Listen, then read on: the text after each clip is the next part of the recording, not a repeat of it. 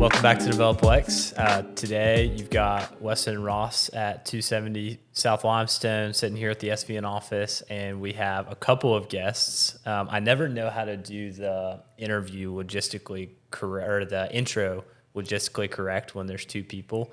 So I'm going to lob out just for both of our guests to introduce themselves, but we've got a father-son tandem today in the studio, Kyle and Tom Jameson, owners of Compass Capital, also a lot of other things and a lot of different ventures. But I've become friends with Kyle over the last year or so, working on a couple things together. And the more I've gotten to know their company, the more impressed I've gotten. And I think they're kind of a little bit of a hidden gem in Lexington of what they do. Based in Lexington, not all their work is in Lexington. So we always love that perspective on DevelopLex. So I will. I'm going to throw out a question for you to do a little bit of your own intro. We'll pop over to Kyle, let him tell a little bit about himself, and then we'll get rolling on the interview. So Tom, if you wouldn't mind introducing yourself, give a little bit of background, kind of where you're from, what you do today, and then we'll go from there. Thanks, Weston.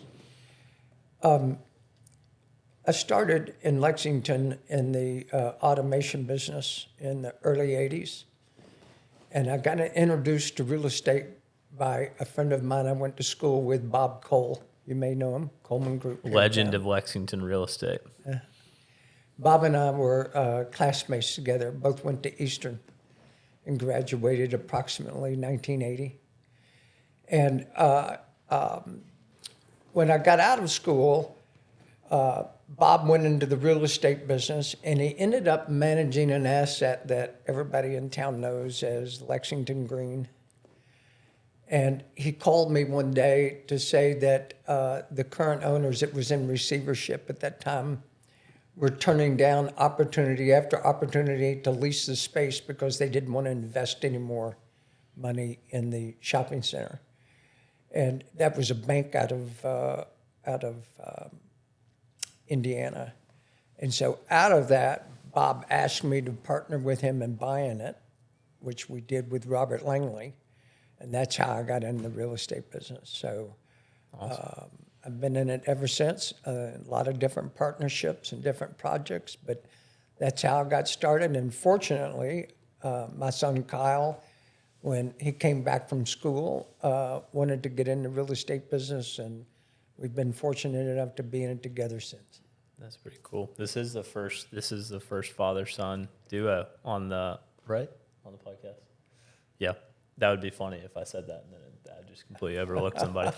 All right, Kyle, if you could give just a quick bio of yourself, and then we'll kind of get into the logistics of what you guys do day to day. Sure. Well, happy to be here. Thanks, guys. So, born and raised in Lexington, Kentucky. I went to Ole Miss and College of Charleston. Shortly after moving back to Lexington, I really started a leather goods business called Bluegrass Belts.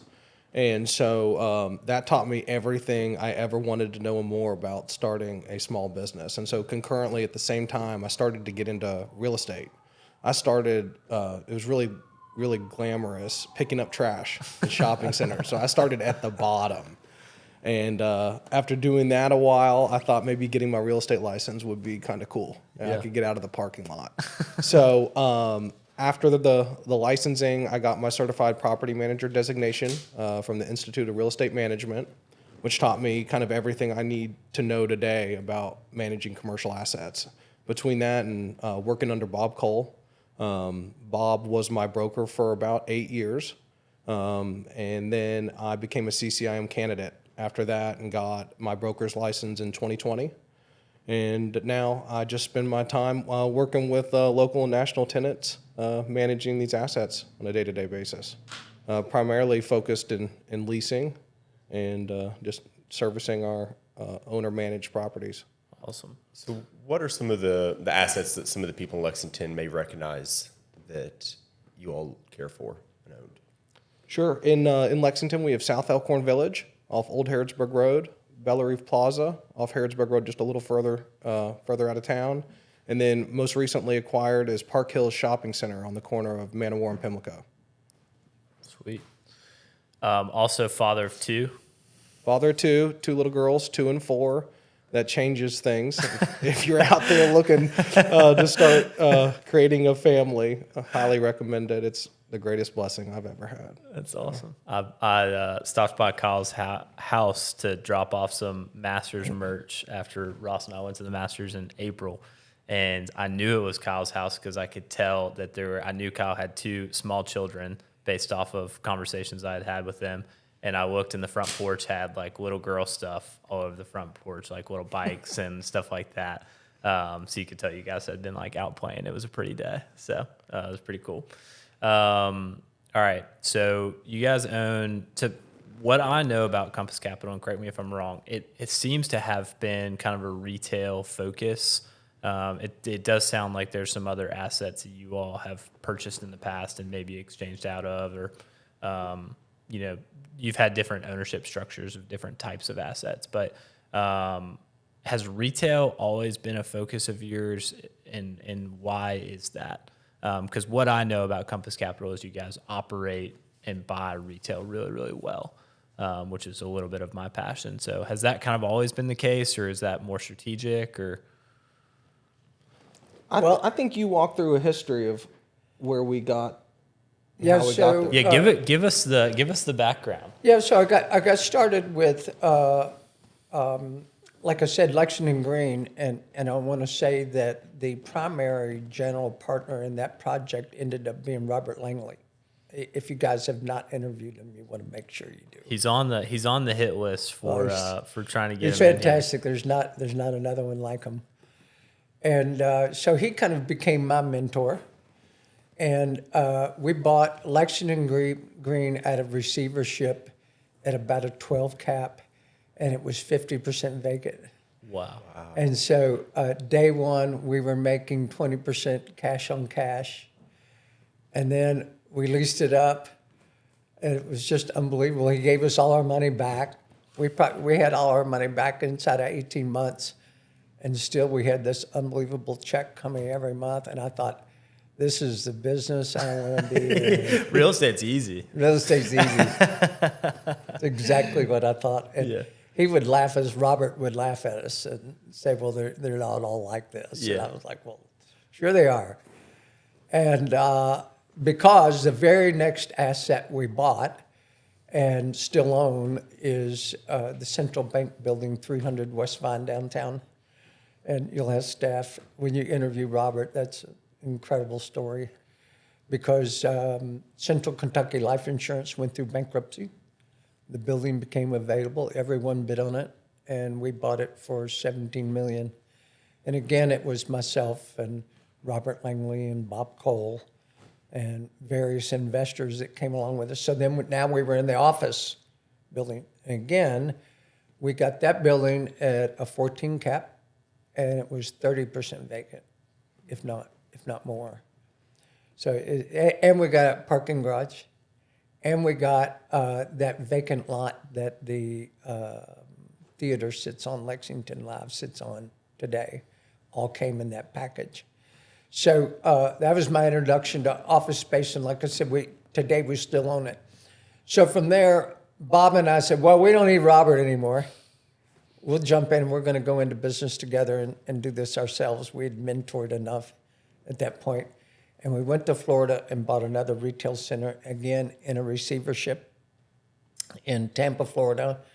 And by the skin of our teeth, survived that one and made some money and brought those monies back to Lexington in a 1031 and started investing in local properties. So we've had everything from flex space to office space and so on.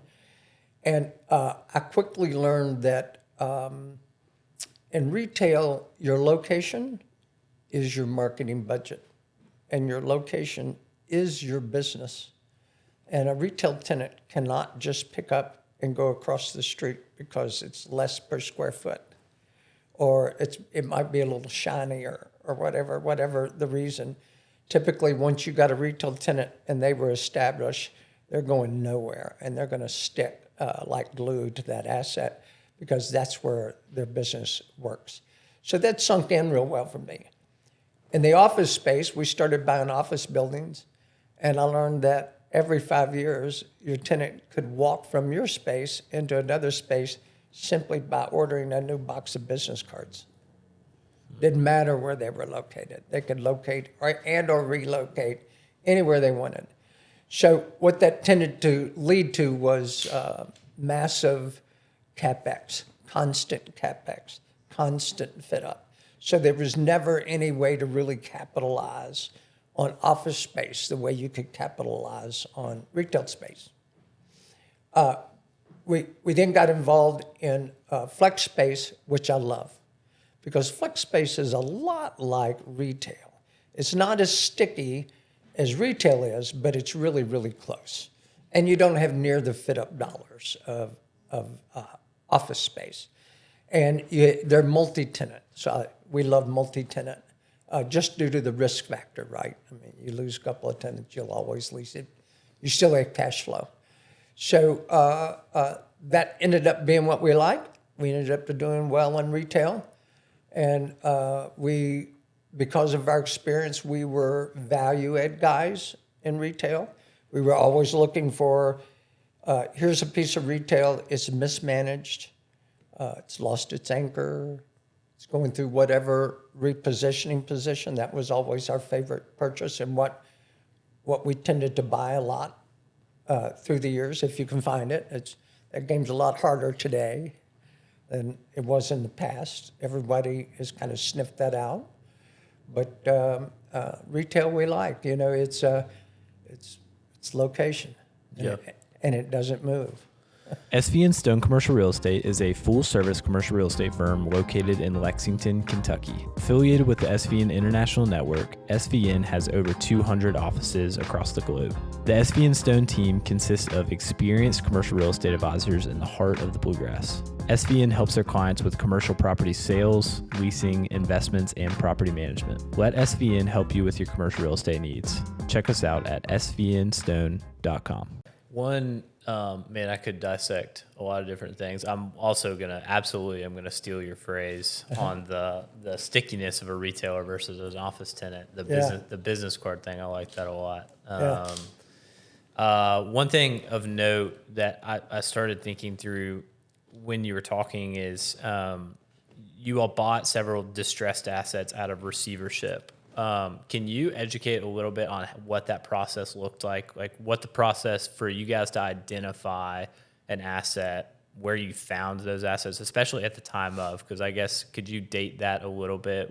Are we thinking like 80s, 90s on purchasing those? Yeah, let's look at probably early 90s. Okay. And, Robert always said that he had been told and brought up in an environment that every real estate guy is going to get probably 2 opportunities in their lifetime where they are pure buying opportunities. And when it happens, you got to strike, because it doesn't last long. And when it comes, you have to be prepared and you have to buy with abandon. Well, I was probably unprepared. I didn't know what I was doing. I had really good partners, real estate guys like yourself, professionals, brokers, agents, Bob Cole being my main partner. And when the opportunity presented itself, we jumped. And that receivership really came out of the savings and loan crisis. You may have heard somewhat about that. So they ended up having a lot of properties where banks had overlent. The last time it happened, you guys were maybe in college, just looking at the age of you in 07, 08. Remember 07, 08? Not were you out of quite school? there. We're middle school. Okay, yeah. So you're middle school. Yeah. But 07, 08, it happened again. Yep. And so everybody that was in the real estate business went bust. And you couldn't buy a loan in the real estate business. And every bank was hanging out their dirty laundry to say, here are our assets, come buy them. And it was a really quick window to open and close. Kyle, where were you in 07, 08? I was a freshman at Ole Miss. Yeah. So As it always works out in the real estate business, when you want to borrow money, banks don't want to lend. And when you don't want to borrow it, they're calling you every day. Why don't you borrow more money? And that was the case then. It was now all of a sudden all the real estate became available, but nobody wanted to lend you money to buy it. Yeah. But, I understand you interviewed Brian Woods, and he and the Rouse companies were probably the two biggest to take advantage of that locally, to really get out and buy a lot of good assets in that period. And so those assets come available typically through banks. And most of the time through those banks, they come available through relationships. It's relationships that you guys are building right now. It's the same guys that show up at the meetings and you shake hands with and you meet at the different organizations. Those are the guys that'll call you when they get assets that they need to sell. Yeah. So it's cyclical. I don't know when it'll happen again, but it'll happen twice to you, most likely, during your lifetime, that you're going to get great opportunity to buy real estate at good prices. Yeah. In terms of listener profile, we're kind of all over the board, but there's a lot of folks that are, anywhere from probably 22 to 40 that are kind of in the first, first wave of their career. Oh, it is very much all over the board. But for the people that are kind of in the preliminary parts of their career, and thinking through the process of how to build those relationships, obviously you guys positioned yourself really uniquely to take advantage of that. Banks weren't lending at the time. How did you all actually go about getting the money and executing some of those deals that put you in a position today that is a lot more stable?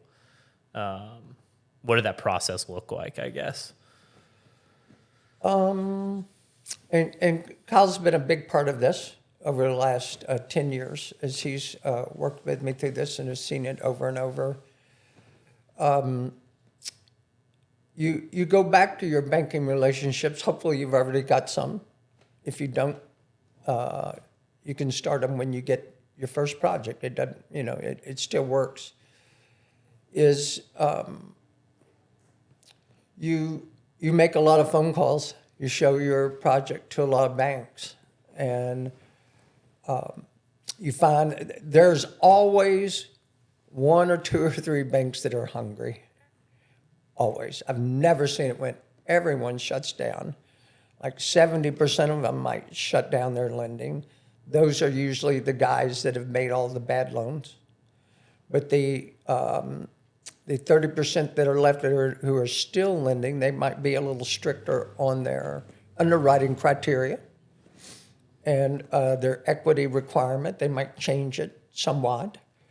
But if you get on the phone and hustle and look regionally, don't just look locally. Make sure you would look regionally, do your interviewing process, and through that, you'll find what you're looking for. You have to be patient, but you just go through the steps.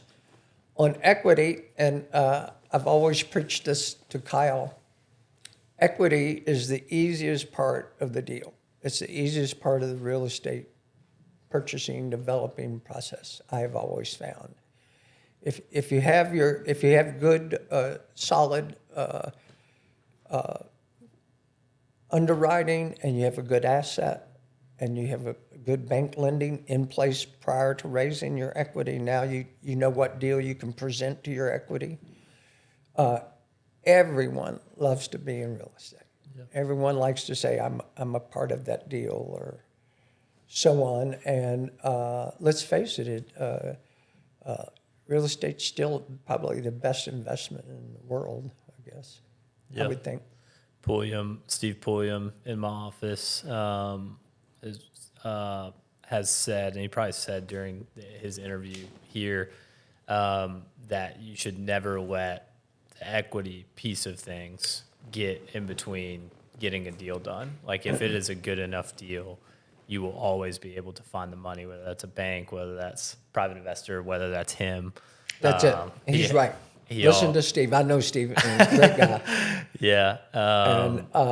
He is absolutely right, and that's what I've always told Kyle. I said, you find the deal, you get good lending on it, and you'll find people who will throw money at you because they want to be in that kind of deal. Yeah. You have to work for it. It won't come just sitting. Yeah. You have to get on the phone and call references, but it works. Let's transition, unless you have anything past more so. Let's transition a little bit to current day, because I love what you guys are doing currently, and that's actually what I know most about your business. So if you can, Ross asked about some of the projects that you all own in Lexington that people would be familiar with. If you can kind of speak to maybe the team that you all have assembled at Compass Capital and what you would say kind of your bread and butter is, maybe Kyle, Sure. if you would take this one. Yeah, so I would say we're very vertically integrated, and we're hands-on owner-operators. We own or manage all of our assets. We have 7 assets we own and manage currently. I've got 1 third-party asset I manage that we used to own and sold to a partner of ours. So I got to stay on board there. So our team is really small. We've got a CFO, and we've got a property manager. And then you've got me and Dad here for the high-level decision-making. At one point, I did try to run my own maintenance department. That was kind of a crash course in things maybe that you don't want to do. So I for I think 3 years, had more maintenance techs, high turnover. There's a lot of overhead, from landscape equipment and everything else that it takes to manage a maintenance team. So I've stepped back from that, and my life is going a lot smoother now. And so I have really been able to get my hands dirty the last decade with property management. I've had everything happen other than a fire. So knock on wood here. Yeah, there's wood all around. Let's all knock. Yeah, anything that can happen will happen. And so you just do your best really to prepare for it. And so I think property management, not as glamorous as leasing. So I spend about maybe 50% of my time on leasing and 50% on property management, asset management at all levels. Okay. And so I've learned having a good team in the office is the most important thing for our operations because we're so small. If someone's not there or not participating on a daily basis, we find that we might have to move on and put somebody in that spot that is willing to contribute. Craftsman Contractors is Central Kentucky's one-stop shop for roofing, windows, siding, and gutters. CraftsmanContractors.com/contact us will get you straight to the form you need so that their team will get in touch about your project. Or just text Steven at 859-246-0108. When they finish your project of windows, siding, gutters, or roofing, you'll see what they mean when they say we build with integrity. Something I noticed about having worked with you guys is responsiveness was really high on the list. That's cool. That's not always the case. So for the people listening, the Jamesons have no idea what I'm going to say.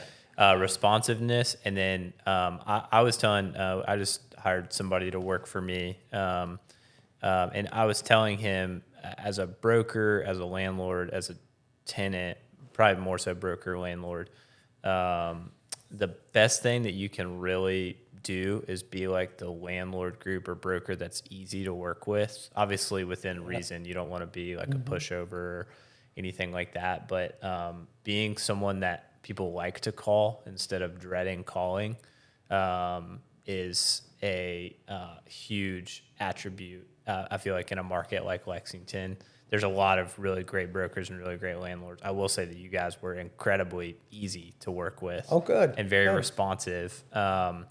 That to me comes out of probably company culture and something that's emphasized internally. That then, I've worked with Kyle, but obviously worked with property managers as well within your all's organization. Are there any sort of like core covenants to Compass Capital that you guys try to uphold that maybe that bled through, or what is kind of the reasoning, or why do you guys hold yourselves to the standard that you do? Obviously, you guys answer to investors as well, so hopefully they can hear this interview and know that that you guys are incredibly easy to work with. But what are kind of some of those things that you guys pride yourselves on at Compass Capital? Sure. Well, we've learned everybody's our partner.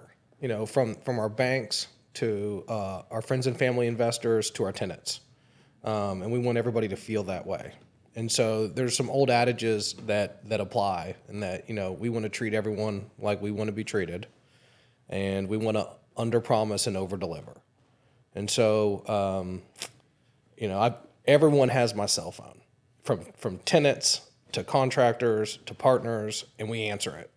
You know, if you call me, I'm going to do my best to answer my phone. And sometimes maybe I regret that on Saturday night at 8 p.m., but it allows us to be very agile and adapt to situations in real time.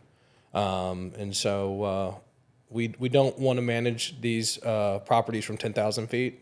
We're kind of boots on the ground, and it allows us to overcome issues as they occur and provide excellent service to everyone that we work with. Well, to me, that's also a little bit of the difference between you all and larger, you know, call it out-of-market landlord groups. I think we are pretty privileged in Lexington to have a lot of present ownership, but it is interesting, especially when you go into different markets, when you're dealing with very large institutions. You guys really, at this point, I would argue, are playing in a very similar asset type. Like the stuff that you all own and the size that you all own is, some institutional investors do also own those kind of things, but it's a very different experience on the broker side, on the tenant side, dealing with a local landlord group or relatively small and nimble landlord group rather than a, 6,000 pound gorilla that just buys assets kind of all over the country. It just looks very different from the broker side. I would say that bleeds into your tenant relationships as well. If I had to guess, I would say that tenants are the people calling you at 8 p.m., just in the case that the fire that has never occurred. Let me put it this way.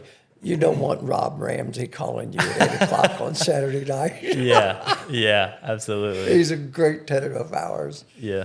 And we have some wonderful Rob Ramsey stories. I don't know if you know him, but he's as demanding a tenant as they come.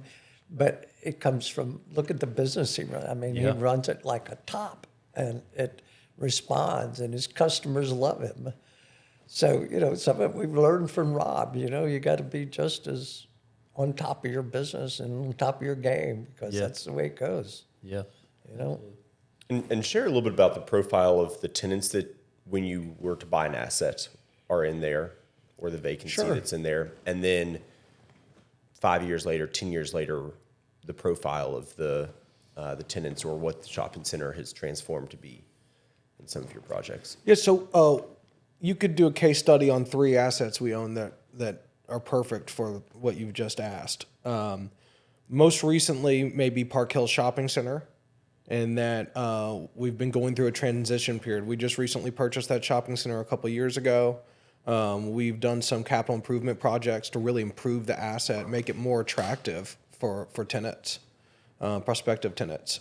And that included doing a new entrance off of Man of War, entrance and exit, new parking lot lighting, new security, new signage. We had to take down a nasty old pylon sign with no tenant signage for your national anchors.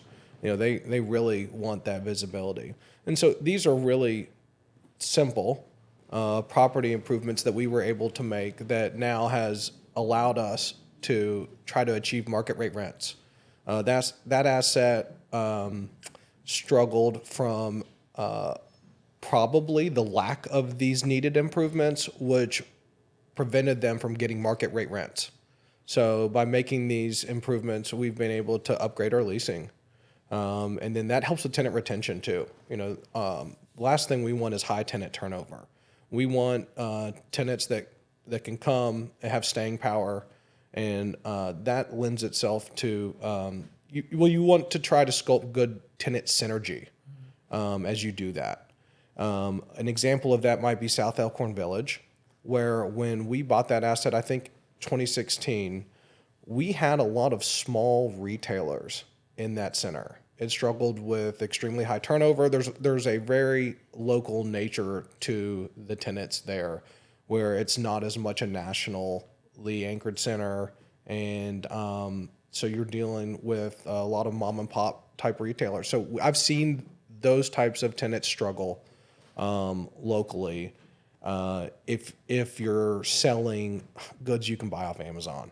So as we go to release those spaces, we want service-based and food-based operators. That center operates very much as a food court. I think we have 7 or 8 food and beverage operators there today. We've got Mirror Twin coming here in the near future. We're extremely excited about that. We've wanted a really strong food and beverage anchor outside of Ramsey's. You know, he's an incredible draw and always has been, but the stronger operators we can put in these centers, the more attractive they become for other prospective tenants and the community.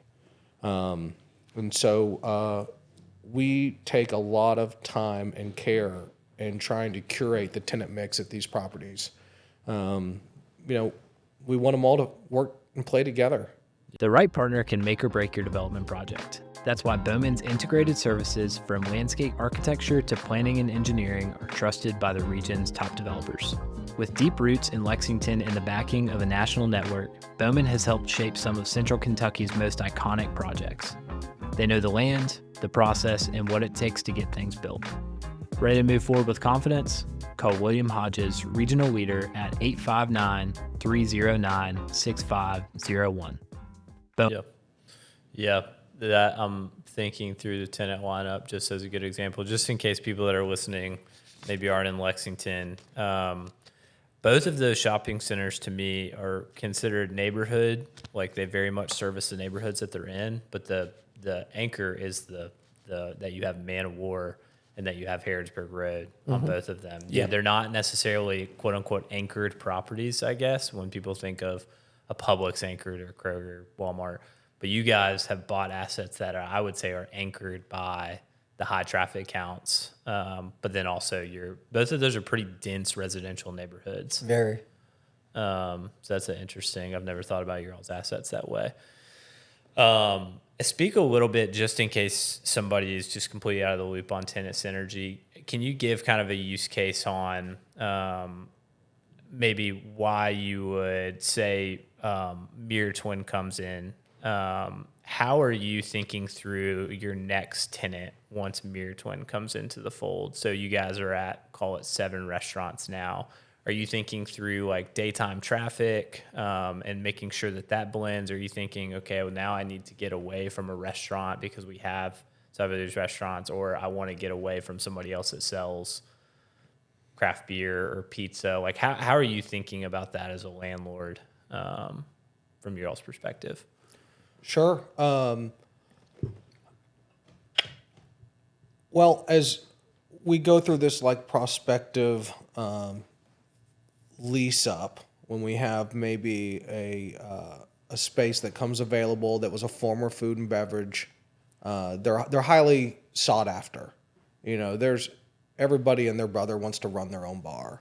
So I probably had 20 prospective calls on this particular space that Mirror Twin's taking, where I really went through this vetting process and I determined they weren't a good fit for us. You know, maybe their concept wasn't just right. Maybe they were first-time operators. First-time operators come with an extremely high level of risk, especially in the food and beverage industry. And we were looking for a proven operator. And so in finding proven operators, sometimes you have to do some legwork. And so in this particular instance, we found them. You know, we called around and tried to find some folks that were looking for opportunity. We thought we had a good opportunity, and in this case, it was a good fit for both parties. And so they filled a gap in our lineup for food and beverage that we didn't have. We had, you know, home Southern cooking with Rob Ramsey. We have a Mexican concept. We have ice cream. I'm a big Arcanine Thai guy. Arcanine's unbelievable. You know, that's a similar thing to Mirror Twin. They had one location in Lexington. They were looking for their second. Yeah. Just like Mirror Twin.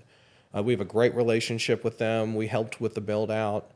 And so, in addition to that, we always wanted like a really nice sweet treats concept, and we were able to find that in Freshies. Another situation where it was their second location in town. So some of these tenants you have to go find, and present the opportunity. They don't always come to you. Yep, that makes sense. Okay, we're gonna maybe transition towards kind of forward thinking. So obviously we've gotten into a little bit of the background of the company and then where you're at today. I think something that's interesting, I hope that none of the investors I work with listen to your sentiment behind 12 and 14 caps, because I really don't want It happened. I really don't want the expectation to be put on me to find those kind of deals. Although I do know that at one point they existed, and they probably still do with enough legwork. I just am not seeing those. No, they're not out there. So I know that you guys have a pretty good pulse of the market currently. I've talked with Kyle on your all's kind of acquisition front. I know that you guys are actively looking for assets, just as a lot of other people are. If you were talking with a broker or a seller or someone, what is kind of your all's hope right now in the real estate market? What is your expectation in trying to go and buy assets, and what's realistic for people to think about as they're buying assets currently? If they're looking for neighborhood shopping centers like the ones that you guys have acquired, what's kind of the realistic expectation for them in terms of like a return? Well, if anyone from Marcus and Millichaps is listening, you could stop calling me and offer me 7 cap, fully stabilized deals and sub-market somewhere. Yeah. I'm good on those. Let me speak to it a little bit because I love this topic. This is probably my favorite topic, right? Probably the favorite topic of all real estate guys. Boy, today's a challenge, okay? Because there was a little window in there where you could buy 8 cap centers, which is kind of where we ended up for neighborhood centers that were not maybe Main and Broadway, but maybe they were just on Main. And you could get financing at 3.5, 3 3/4, maybe even 4. So that's 4 points difference between funding and cap rates. Well, that is compressed now. They now want 7 caps for those properties, and the lending wise, that's going to cost you 7, maybe 6 3/4 or 7. So there's only 1 point to play with, and there's no money in 1 point.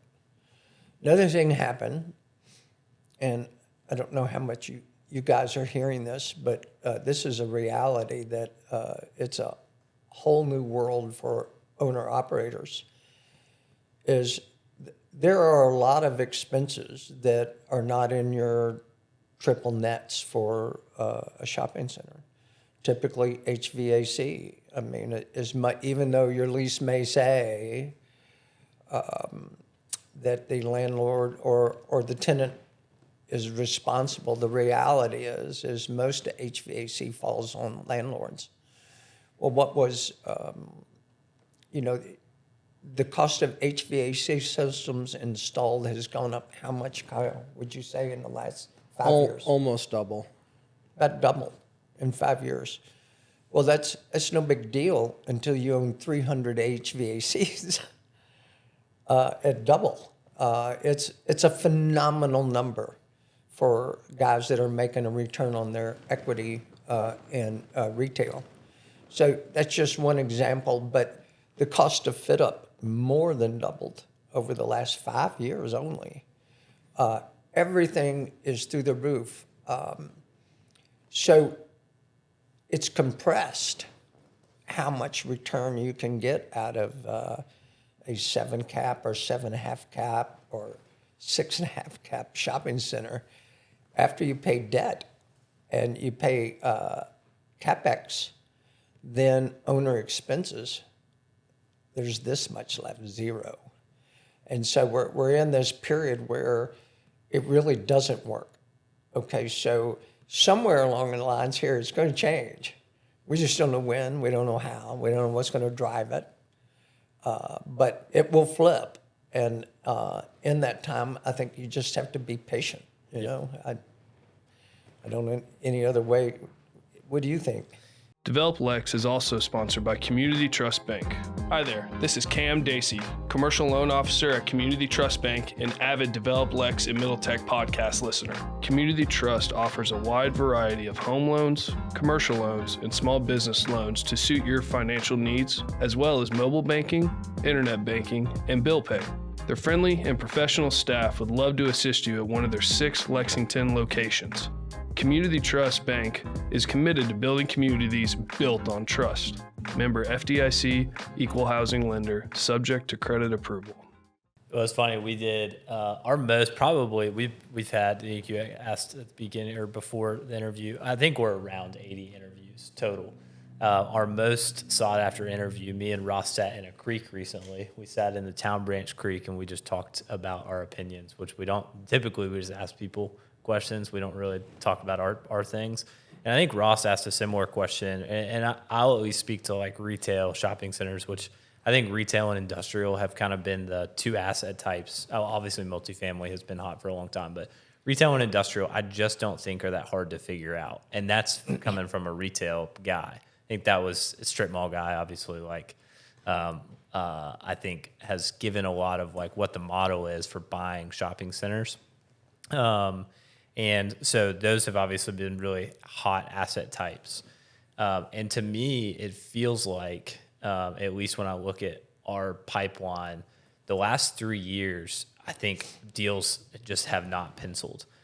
And to me, in 2025, I think people are getting a little bit used to it compared to the last 2 because there's so much liquidity sitting on the sidelines. But I think, at least when you look at the stuff that we're working on, people are finally like, I guess we're not going to get the 3.5% financing with the 7 or 8 caps like we did in 2020, I guess 2021, 2022. We're going to be closer to and try to have to figure it out through either seller financing or through raising more capital and then refinancing later. Or it feels like people are transacting more in 2025 in terms of investment sales volumes. But I don't like, if it were me on a lot of these deals, like if it were my money, just my money, then I don't know that most of the stuff that I see come across my desk like pencils. Like if you found Park Hills again in 2025, I have no idea what that cap rate would be. People probably try to call you and give you BOVs. I'm going to guess your cap rate now. You guys have added a ton of value and bought it right to where your cap rate now would probably be fairly compressed to what you, and it probably just wouldn't make sense to sell because somebody couldn't finance it and buy it. Is that fair to say? Yeah, probably. And so that's the kind of interesting thing that we're dealing with is like a lot of people just bought right when they could, and then I think what you're saying is completely accurate. Is patience is going to be a huge deal because at some point it's going to have to give. Yeah. We can't have the 1 basis point spreads for the next however many years or so. People are either going to have to adjust and get used to it, and that doesn't make sense because they won't make money, or something's going to have to give, and you know rates are going to have to change, or people's expectations are going to have to change. I don't really know what the answer is. Yeah. Well, buying an asset like Park Hills, I think my dad and I always kick ourselves is that, you know, if you end up owning an asset, a lot of times you took the most risk. No one else was able to match the number you provided, the sellers. And so it's like, well, what did they all know that we don't know? Yeah. And so there's, makes you nervous sometimes. But in the case of Park Hills, I probably got a dozen phone calls of folks trying to buy the asset from us once we closed on it. I'm sure. Which is a great sign. Yeah. Just something that we laugh about buy whenever we buy something. But at the time, it didn't feel that. Like when you guys put your earnest money down, you're like, we're doing this. It probably didn't feel that way. Like you probably knew in theory it was a good deal, but you're kind of like, why are we getting this? Like why'd they pick us? You know, are we going to uncover something? You feel that way every time. There's no getting around it. But obviously you all have a pretty good sense of what pencils and what doesn't. Yeah, so and you guys are real estate guys. I know you see this all the time. You look at an asset and you say, I know what I would do with that, right? You know what you would do with it. Yep. That was Park Hills. We knew what to do, you know. Bella Reeve was a little more difficult and a lot more risk. Bella Reeve we bought At auction. at auction. Again, it was in receivership. And there was less than 5 years left on the Kroger lease. It was 40% vacant. And there were no alcohol sales in Jessamine County, which was the reason for its demise, is nobody could open up there when you could go across the county line and open up a retail Which was shop. 300 feet away. 300 feet away. And nor could Kroger sell beer. Yeah. So we really went on a limb for that one. And that was going in, that shopping center works if there's liquor in Jessamine County. So I don't know if you guys remember this, but 6 months before we bought the asset, Scott County went wet. And they held a campaign. They got out and they rallied it, and they passed it. And so our premise, our whole business plan was we're going to turn Jessamine wet. And it worked. So you started going down that rabbit hole of that story, and I was laughing to myself because I was like, "What if they say that they run a campaign?" In my mind, Kyle was going to try to go be the mayor of Jessamine County, but it actually does sound like that was what you guys not the mayor thing, but so we hired Kyle's mom, who is an incredible project person. Like you give my wife a project, you can consider it done. And so we hired her and we paid her $50,000. I said, here's $50,000, make Jessamine wet. And she went to work like no person you've ever seen. And she went down and she met everyone in Jessamine County. She went door to door. She drove her car all over. She met everyone on the school boards. She met every politician. She met every mover and shaker. And everyone loved the idea. They couldn't wait. And then we borrowed the blueprint from Scott County because they had already kind of developed this blueprint. And then it turned out there were 20 counties in Kentucky all trying to do the same thing. So they all kind of joined forces. There was already a marketing team in place, and so we hired that marketing team. And for less than $100,000, we got it done. And they voted, and we got it, and off it went. wow, In Kroger State. In Kroger State. that is wild. I did not know that. And they immediately signed a 10-year expansion. And then through another negotiation that Kyle started with them on another center that we have in Louisville,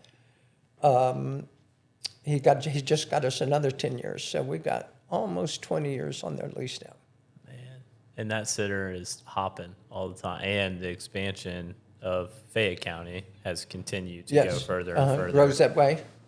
So, step one, Kroger's offered us a liquor store and didn't want to give us anything for it. Like they wanted us to pay them to open a liquor store. Yeah. You know the drill. Yeah.